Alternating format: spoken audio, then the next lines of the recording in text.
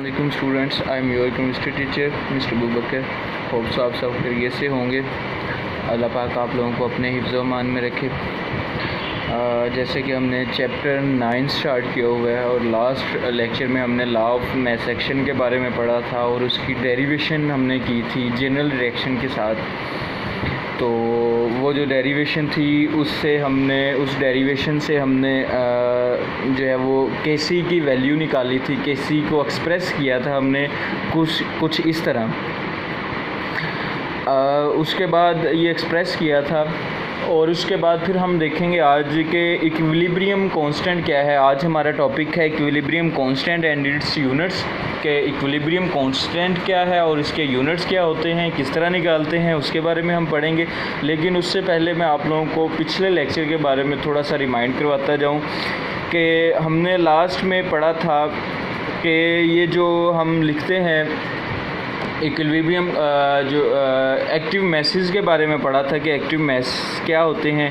Active mass ऐसा mess होता है जो कि किसी भी रिएक्टेंट का टोटल मैस का वो वाला हिस्सा जो कि उस रिएक्शन में हिस्सा ले रहा हो। फॉर एग्ज़ाम्पल अगर हमारे पास ये रिएक्टेंट है, रिएक्टेंट ए, इसका टोटल मैस है हमारे पास 100 ग्राम।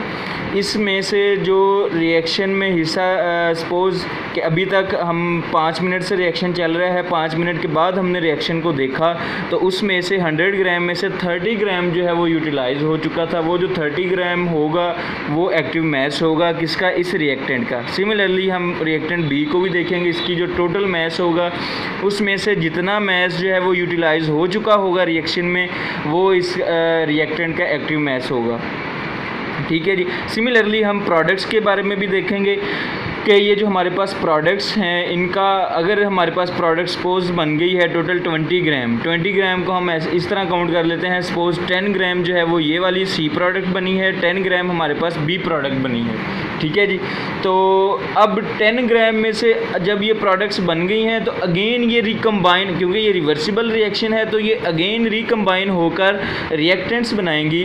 तो अब जब ये रिएक्टेंट्स बनाएंगी तो 10-10 ग्राम में से मैं कहता हूँ 5 ग्राम जो है वो यूज़ हो गया है दोबारा रिकम्बाइन होकर रिएक्टेंट्स बनाने में। तो वो जो 5 ग्राम होगा वो इस 10 ग्राम का एक्टिव मैस होगा। ठीक है जी, इस रिएक्टेंट्स का इस प्रोडक्ट का एक्टिव मैस होगा। ठीक है जी। फिर हमने कहा था कि उस एक्टिव मैस को हम कॉन्सेंट्रेशन भी कह सकते हैं या मोलर कॉन्सेंट्रेशन भी कह सकते हैं, सिंपल कॉन्सेंट्रेशन भी कह सकते हैं या हम अमाउंट भी कह सकते हैं। ठीक है जी। मींस के ये हमने इसके 3-4 वर्ड जो हैं वो नोट किए थे कि मोलर कॉन्सेंट्रेशन भी कह सकते हैं, सिंपल कॉन्सेंट्रेशन भी कह सकते हैं या फिर अमाउंट भी कह सकते हैं उस एक्टिव मैस को। फिर हमने बात की थी कि उसको हम लिखते कैसे हैं, एक्सप्रेस कैसे करते हैं। फिर वो हमने बात की थी कि इस स्क्वायर ब्रैकेट्स के साथ हम जो है उसको एक्सप्रेस करते हैं एक्टिव मैस को या कॉन्सेंट्रेशन को। ठीक है जी। अब हम थोड़ा सा कॉन्सेंट्रेशन को मज़ीद जो है डिटेल में देख लेते हैं कि कॉन्सेंट्रेशन क्या होती है। सिंपल कॉन्सेंट्रेशन जो है वो किसी भी चीज़ की उसको हम निकालते हैं mole of solute divided by volume of solution, जो कि हम सॉल्यूशन लेते हैं डेसीमीटर क्यूब में। ठीक है जी। डेसीमीटर क्यूब हमारे पास 1 डेसीमीटर क्यूब जो है वो बराबर होता है 1 लीटर। मींस के 1 लीटर सॉल्यूशन जो सॉल्यूशन है हमारे पास उसमें नंबर ऑफ़ मोल्स कितने हैं। ठीक है। तो हम इसको सिंपली जो है वो इस तरह भी लिख सकते हैं मोल पर डिवाइडेड बाय डेसीमीटर क्यूब, या फिर हम इसको लिख सकते हैं मोल divided by decimetre cube.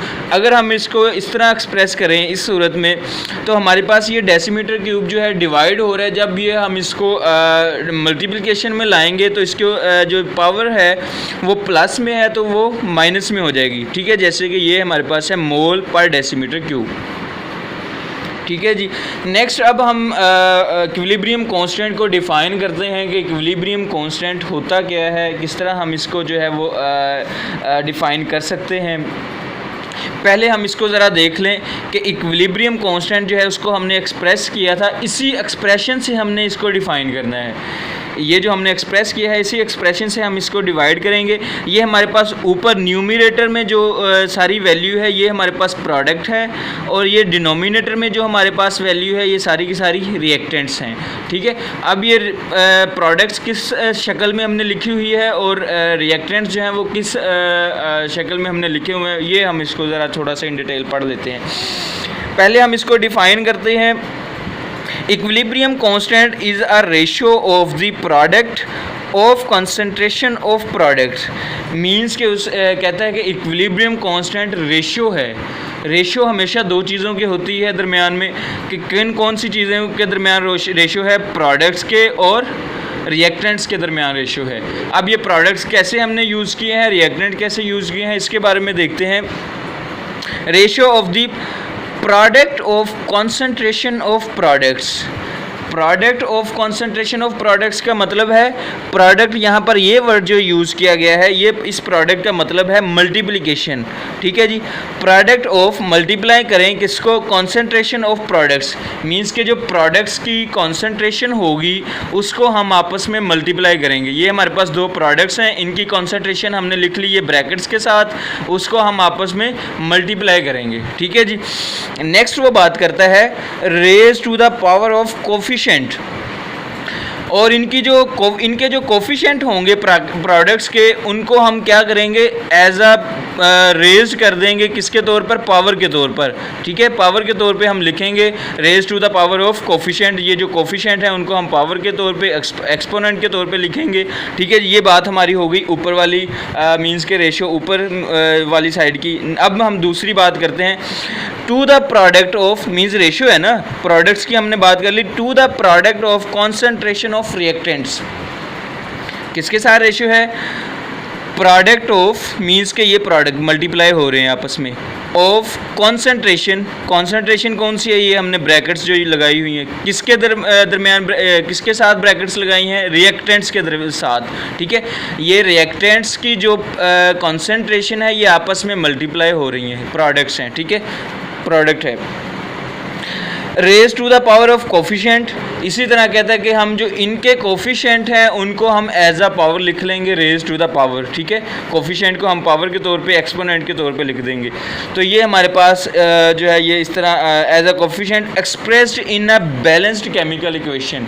Balanced chemical equation जो है, बैलेंस्ड केमिकल इक्वेशन के बारे में हमने ऑलरेडी पढ़ा हुआ है कि बैलेंस्ड केमिकल इक्वेशन ऐसी इक्वेशन होती है कि जितने भी उसके अंदर एलिमेंट्स यूज़ किए गए हों उस इक्वेशन में, उस रिएक्शन में, वो रिएक्शन सपोज हम बात करते हैं, हमारे पास ये एक रिएक्शन है H2 + I2, ये रिवर्सिबल रिएक्शन हुआ, ठीक है। प्रोडक्ट बन गई 2 मोल किसके बने, हाइड्रोजन आयोडाइड के, हाइड्रोजन और आयोडीन है, ठीक है जी। अब यहाँ पर बैलेंस्ड इक्वेशन का मतलब है कि हमारे पास जो जो एलिमेंट इस्तेमाल हुए हैं उस रिएक्शन में, ठीक है जी, अब वो एलिमेंट्स के जितने एटम आपके पास रिएक्टेंट्स में होंगे उतने ही एटम्स जो हैं वो आपके पास प्रोडक्ट्स में होने चाहिए। For example hydrogen element use हुआ है, इसके कितने एटम यूज़ हो रहे हैं, 2 एटम, ठीक है जी। हाइड्रोजन के कितने एटम यूज़ हो रहे हैं, 2।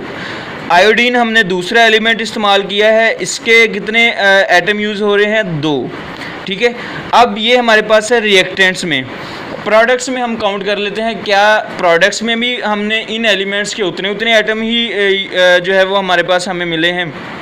वो आ जाते हैं जी हमारे पास हाइड्रोजन और आयोडीन एलिमेंट्स हैं। हाइड्रोजन के हम देख लेते हैं, 2 1s are 2, इट्स मीन के 2 हाइड्रोजन पूरे हो गए, ठीक है। इधर भी 2 हाइड्रोजन और इधर भी 2 हाइड्रोजन के एटम पूरे हो गए, ठीक है। अब 2 1s are 2, तो आयोडीन के भी हमारे